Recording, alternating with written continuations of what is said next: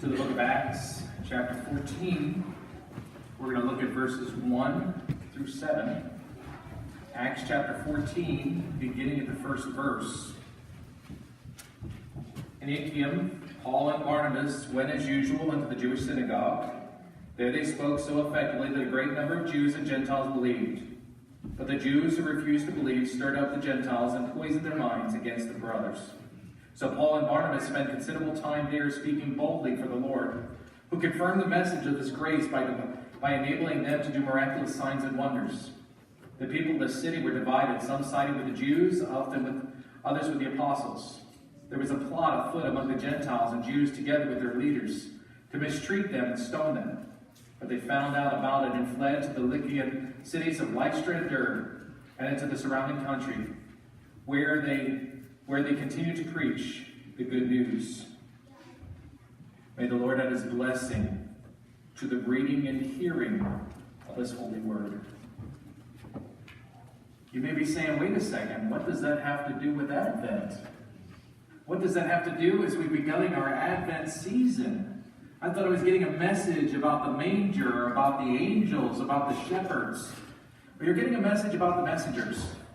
You're getting a message that the message is simple. That the message of hope doesn't start or stop with Christmas and Advent season.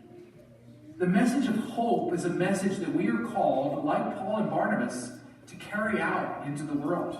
To continue to carry throughout every season of life. You see, perfect hope, if you're looking for hope in so many things, hope can only be found in one thing. And that's found in the message and in the life and in the love of Jesus Christ. And for that's what Paul and Barnabas discovered. Even in the midst of things going on in their lives, it didn't give them a time to stop and not declare the message of Jesus Christ. So yes, I'm going to tie the next several weeks into the message of Advent. But our message is to continue to keep that gospel going forward. But see, taking that message forward is not always an easy thing. How easy is it for us, if we are to be honest with ourselves, how easy is it to give up when faced with rejection and or objections? How easy is it to say, you know what, I've been rejected, people are disagreeing, people are showing criticism, and because of that, I'm going to stop. How easy is it even to give up when you know that what you're doing was right? How easy is it to give up even when you know what you are doing is God's plan? And God's plan was to spread the message of the gospel to all corners of the world. But let me ask you, have you ever allowed the devil's roadblocks in your past to define your present? Have you ever allowed the devil's roadblocks to define your future? And your future attempts in sharing the gospel again? Well, I've done that before. I got burnt by it. I'm not doing it again. This time I'm going to sit on the sidelines. This time I'm going to let somebody else declare the message of hope. And I'm just going to sit there and nod my head.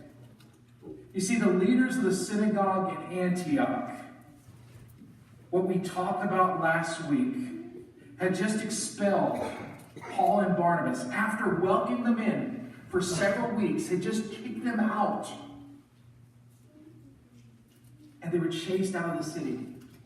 They had every right to stop and say, there is no more hope.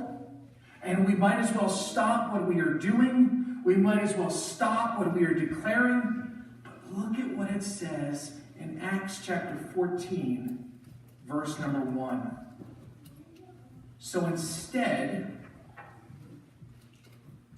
Paul and Barnabas went together to the synagogue in Iconium.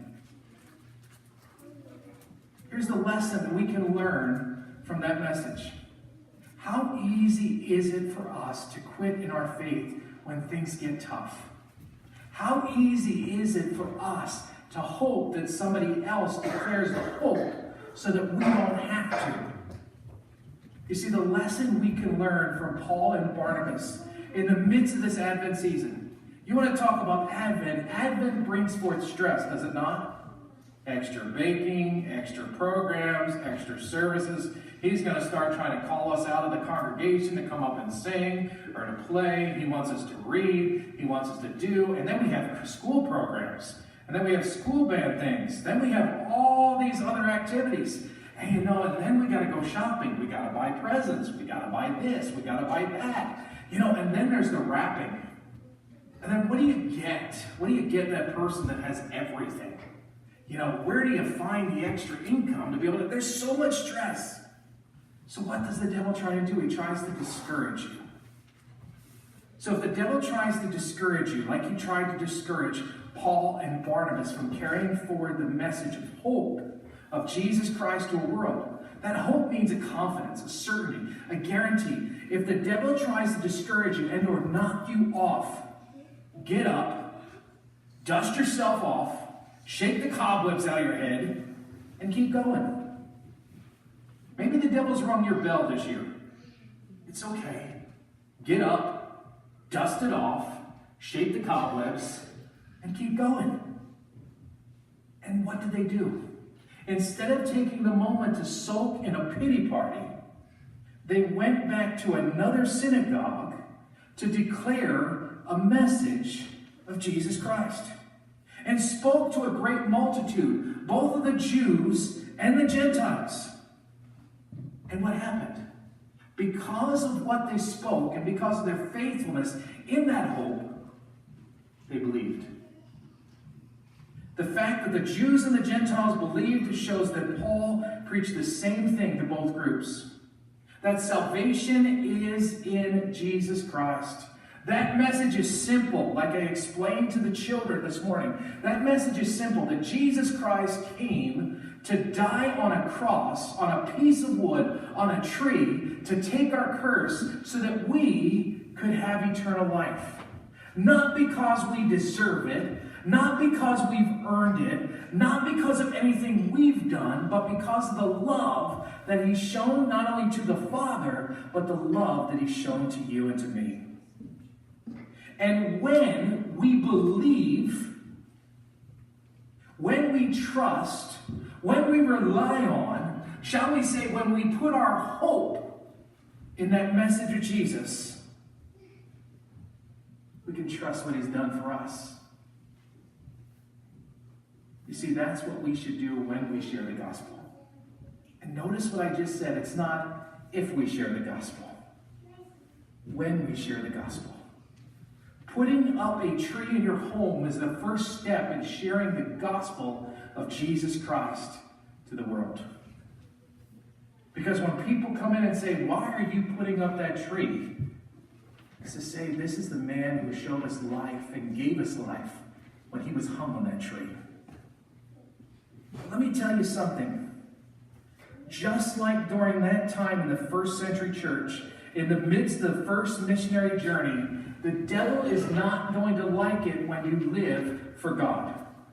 And what's the devil going to do? The devil's going to try and attack. The devil's not going to be happy, so what's he going to do? He's going to try and stir up trouble for you. He's going to try and make it difficult. Why? Because then we can quit and maybe we'll just remain silent. And that's what happens with Paul and Barnabas in verses 2 through 6. The devil starts to try and attack. And how does he do it? By creating opposition, forcing them both out of the town. It wasn't done by the people who were believing.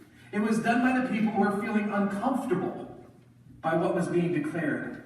The unbelieving Jews stirred up with the Gentiles and poisoned their minds against Paul and Barnabas. It's not all the Jews, because many believed. Yet some not only rejected the message, but stirred up others to reject the message and the messengers. Paul and Barnabas stayed a long time. They stayed as long as they could, despite the opposition. Why? Because they weren't serving men, they were serving God, leaving only when it was absolutely necessary. They knew that these Christians in this town needed all the grounding they could get to stand strong in a city which had such opposition. Friends, when the time comes for opposition to come, are you willing to stand your ground? We can say we can be stubborn in many things, but let's be as stubborn, not only in the many things of this world, but let us be stubborn in the fact that Jesus Christ is the only way to get to heaven. That it is only through Jesus Christ that one can be saved. And it is our responsibility as believers and disciples of Jesus Christ to declare that message to others. Don't run at the first sign of opposition. When the going gets tough, the tough get running the other way. The tough put their tail between their legs and they run and they cower and they hide. Brothers and sisters, we cannot do that in a world that desperately needs to hear, a world that desperately needs to see, and a world that desperately needs to love Jesus Christ. And so they continue to bear witness to the word of his grace, to bear in such a way. And what did they do? In the midst of all of this, the other persecutors came forward, people came forward and began to stone them. They became aware of it and fled. When forced to, Paul and Barnabas left, and they left some 20 miles away to the next town. Their perseverance under difficulty in Iconium didn't mean that it was time for them to become martyrs.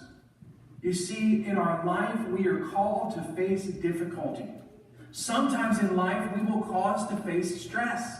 Sometimes in life, we are called to face the persecution, but that does not mean that gives us the right to give up. That doesn't mean that gives us the right to throw in the towel. That doesn't mean that God has something against us. What it does mean is that God is going to use whatever we are facing to bring glory to his name. In the midst of all of this, in the midst of everything there, this is the first time in Acts chapter 14, verse number 4, that Paul and Barnabas are given a new title. They're given the title apostles.